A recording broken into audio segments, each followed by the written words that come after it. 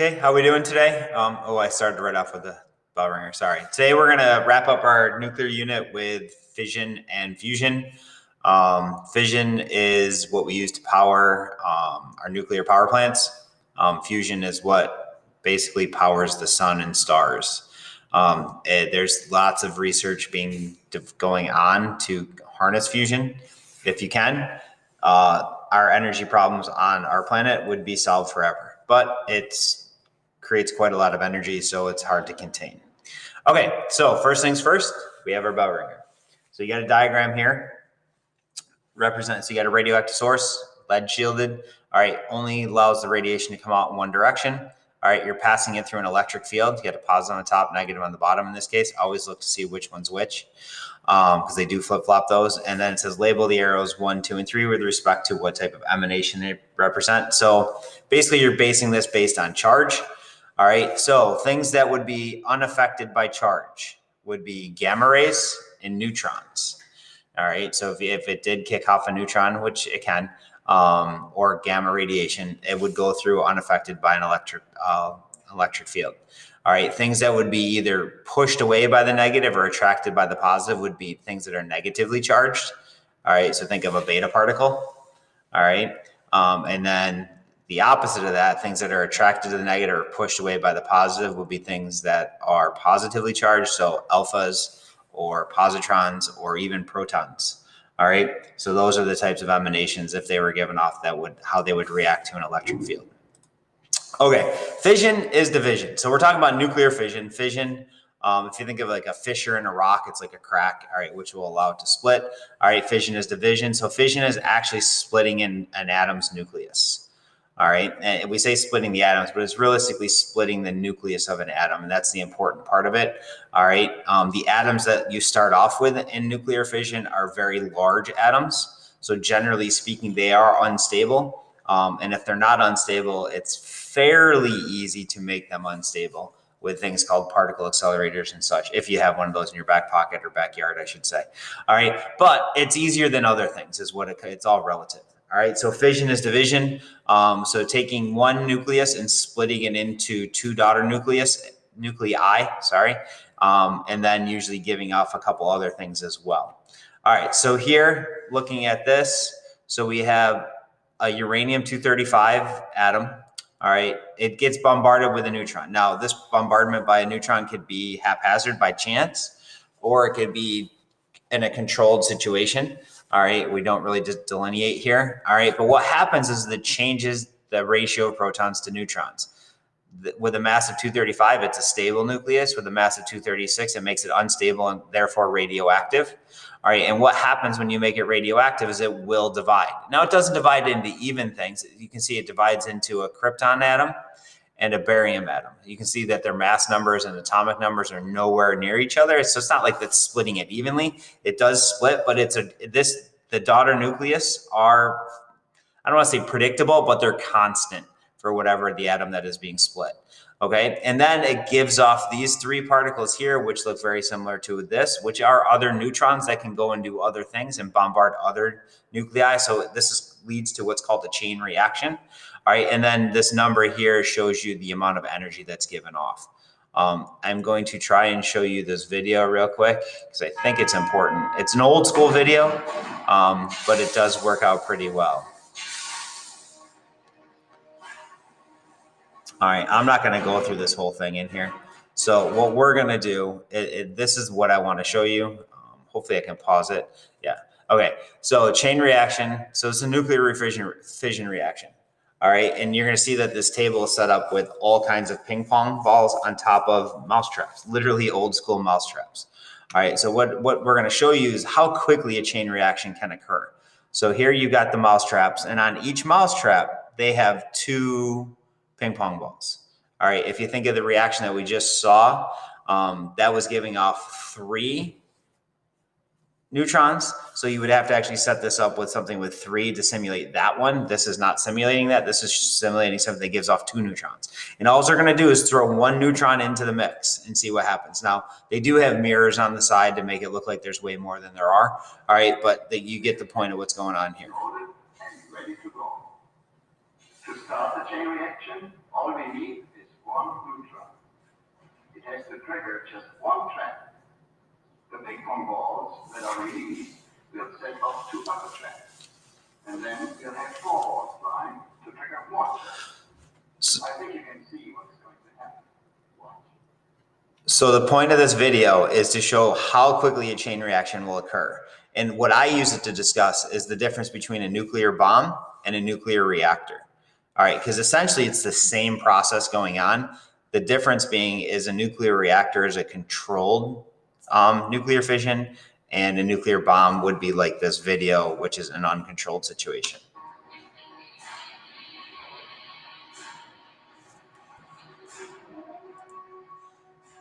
An atomic chain reaction works in exactly the same way. So you can see that, well, actually, I think this is pretty good. And it just haphazardly hits. And then once you get to like a critical number, the odds of them hitting the right spot drastically increases. Okay, so it's kind of a cool little video to show that I can't simulate any other way. Okay, so chain reaction. So if you look right here, so you got a neutron hitting a nucleus. All right, that in this case it splits into two neutrons, kind of like the demonstration we just saw. And then one atom becomes two, or three, I should say. Three atoms become four, and so on and so forth, and it becomes an exponential curve pretty quickly. All right, but nuclear fission and power. All right, we have about 98 nuclear power plants. I believe, is it the next 3 years that there's like 2 or 3 more coming online? Excuse me, in the United States. All right, at the making of this, there's about 439 nuclear power plants. They were really built, a lot of them were built in the late 80s and early 90s. Some in the 70s or whatever, but that late 80s, early 90s is kind of a boom of building them. It's kind of slowed down a little bit, and now we're seeing that they're starting to add some more throughout the world, including the United States. All right, almost, I don't want to say 1/5. All right, 1/6 of the world's energy comes from nuclear power. It's a fairly efficient energy. In terms of greenhouse gases, it has zero emission issues. It does have storage issues of the spent fuel, and it does have a little bit of thermal pollution. But comparatively speaking, it's a pretty clean fuel source.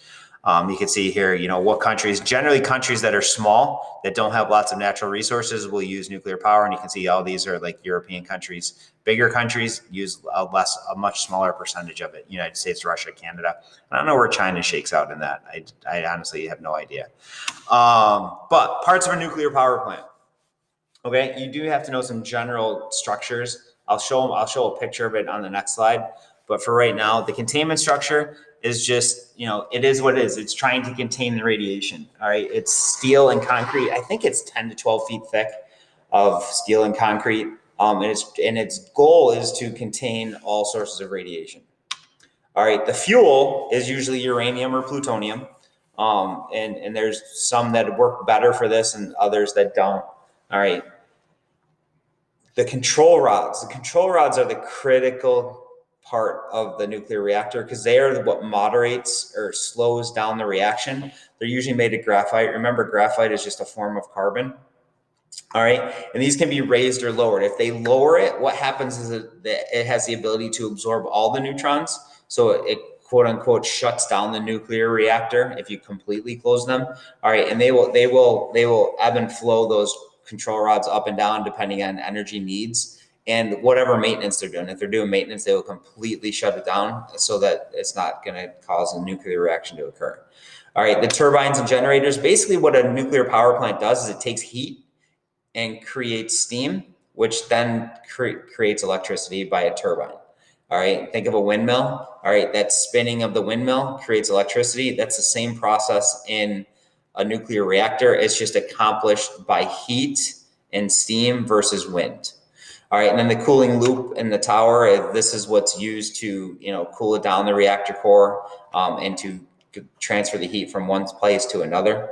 All right, but the cooling loop, it's a closed loop. It doesn't come out to the environment. They do have a secondary loop that can cause a little bit of what's called thermal pollution. Okay, so here we go. So this is the schematic that we're going to talk about in terms of a nuclear reactor. All right, so you have the actual nuclear reactor. So this thing that's encased in the gray would be like your containment structure. So all radiation is in here. All right. And then out here would be the quote unquote safe world, so to speak. Okay. The yellow is the closed internal loop of the nuclear reactor. So what you have is down here, these black rods, so to speak, here is the fissionable material, so your uranium or plutonium. And then these brown ones are the control rods that can move up and down. And if you completely close them or push the control rods down, they're going to absorb any neutrons. So you can't get that chain reaction occurring. All right. And you can open them up or raise them up so that you can create more heat. All right. You don't want to create an overabundance of heat because it could melt the structure that it's in and such. That's kind of the problem with fusion versus fission. So what happens here is you have a pump that's going to pump the water into here. It's so warm or so hot that it turns the water into vapor. So it's steam. All right. And then this water then heats up a secondary water source. All right. So you have this water that's in contact with the nuclear power, the nuclear source material. All right. And then it's going to transfer that heat literally just by touching another liquid. All right. And then it's going to cause that liquid. Actually, I don't think this yellow one's water. I apologize about that because that would vaporize way too quick because that temperature of this is ridiculously hot. This purple one is water. So you're going to, when it comes in, this is so warm that it's going to cause the water to boil or vaporize, create steam. The steam is going to spin the turbine. Think of a windmill. It just turns it. All right. And it creates electricity. All right. That as that steam cools down, all right, it'll go back into a liquid form and then it can be recycled and reused in this loop. All right. Then what we have here is a third loop of water. All right. And this is like, think of up in Oswego, there's Lake Ontario right there. All right. This third loop of water is actually Lake Ontario or a holding pond next to Lake Ontario, where you take the cooler water in and it's going to warm up because it's going to cool down this vapor. All right. And then you get a little bit warmer temperature. That's a pretty exaggerated temperature change. All right. But that's what does happen. All right. That's probably 20 degrees, 15 to 20 degrees Fahrenheit. They would never pump that high of temperature water back into the lake, but they do have holding ponds or retention ponds before they put it back into the lake. All right, this is what I'm talking about, thermal pollution. The normal water temp is 27. If you were to pump this water back into the lake, that would be thermal pollution. It would alter the ecosystem in that area. It might not alter it badly, but for some organisms it could. All right, so that's why nuclear power plants are always near some type of water source. Okay, let's go. So where are the power plants? You can see where population is congested. So generally the eastern half of the United States and then California. All right. We have one. I don't know why they have it here and here. There's one in Buffalo and then one up in Oswego. And I think that 2 symbol is supposed to be down there on Oswego. I don't know why it's way up there because there's actually 2 power plants up in Oswego. All right. And then they have them all over the East Coast because the population demands it. There's just a lot of people, a lot of electrical usage on the East Coast. Worldwide, you can see percentage that is using nuclear power. All right. The Western European countries are 75% above. They just don't have the resources. And then these other ones are a little bit smaller. All right. That's just to show relatively speaking. All right. You can see China is in the same percentages as the United States at the point of this. This was in 2011. I need to update this map. But so that's fission. All right. Fission is division. Basically, you take a nucleus, you bombard it with usually a neutron. You can make it to be unstable. It will combine, it will split into other daughter nuclei. Fusion is the exact opposite. You're taking 2 small nuclei and making 1 larger atom. And by larger, it's not a big atom. This is just a helium, which is 2 protons and 4 and a mass of 4. So it's not a big particle in any way, shape, or form. But right now, the only thing that we can comprehend of fusing together are hydrogen atoms. And this is deuterium and tritium, or hydrogen 2 and hydrogen 3. All right. These naturally occur in the sun and stars. All right. It does produce a helium particle, which is not radioactive in any way, shape, or form. It does produce another neutron that if it was near a fissionable material, would cause an issue. And it produces a tremendous, way more amount of energy. I think it's like 100 times more energy per gram of fusion versus fission.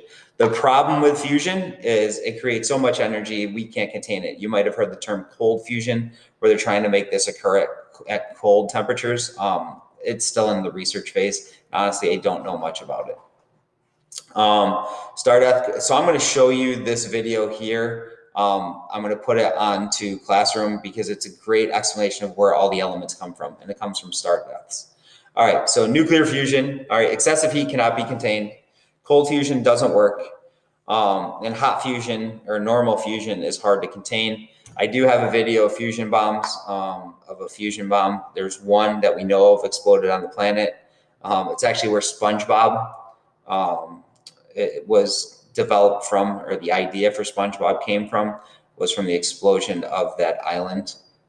It's actually called Bikini Island, I think, or something like that. Anyways, those are some videos that we would show in class, but I'm not going to do it here. All right, so what are problems of radiation? All right, biological damage of radiation can damage skin cells, blood cells. Radiation will affect cells that divide. All right, your skin is constantly dividing, your blood is constantly dividing, reproductive cells are constantly dividing. Those are the three main ones that are going to be impacted by radiation. So think of somebody who's going through radiation treatment for cancer. All right, they start to lose their hair because that's a skin cell. All right, that's actually part of your skin cells. All right, they do have some blood issues and some types of radiation treatments because those are the cells. It's altering the genetic makeup of the cells, which causes reproduction to be altered. So like an existing heart cell that's there, the radiation, unless it's high enough to kill the cell, it's not going to do anything. And to get that high is really hard to do. But the biological damage, you can see here, this was somebody after the bombing of Hiroshima, I think. You could actually see where the radiation went through the material that she was wearing, or I don't know if it's a he or she, to be honest with you, that they were wearing on them. So you can actually see that the imprint of the weave pattern that was there. Okay, and the openings is where it's like dark, where it went through, where it was, and some of it was blocked by the actual material. Storage of waste is a problem as well. All right, where do we store this spent nuclear fuel or the spent fuel used for nuclear bombs or whatever? All right, as of 2 years ago, the United States spent $15 billion to develop this area, and it's called Yucca Mountain, which is not that far from Las Vegas. They picked that area because it's dry, because water causes a problem with storage of things, and fairly free or remote from earthquakes. Until they got it all developed and they started to move some radioactive waste there, then it was stopped. So the development was allowed to happen. So now they have all these caverns and things inside the mountain with roadways and such, and it's not being used for anything. Good spending of $15 billion. All right, but the problem is nobody wants it around them. All right, and the spent nuclear fuel can be radioactive for 1 million years. There's not one structure that humans have made that's lasted 1 million years or even close. All right, not that we've been around for that long. All right, another problem or risk of radioisotopes is nuclear accidents. You got Chernobyl, which was literally it was a problem with a fire. All right, it was actually a fire that got out of control that caused the control rods to not be put into place. You might have heard of Fukushima. Fukushima was a problem of the water pumps breaking, which caused it to overheat and then cause a meltdown. All right, so the actual nuclear part of it's not bad. It's the human-made structures around it that's the problem. And then the waste disposal of those radioisotopes, where do you put it? Like I said before, you still have to, it's going to be radioactive for a long period of time. Okay? All right, so that wraps up our radiation/nuclear unit. It's not super hard, not super difficult. All right, but just stuff that's new to most people.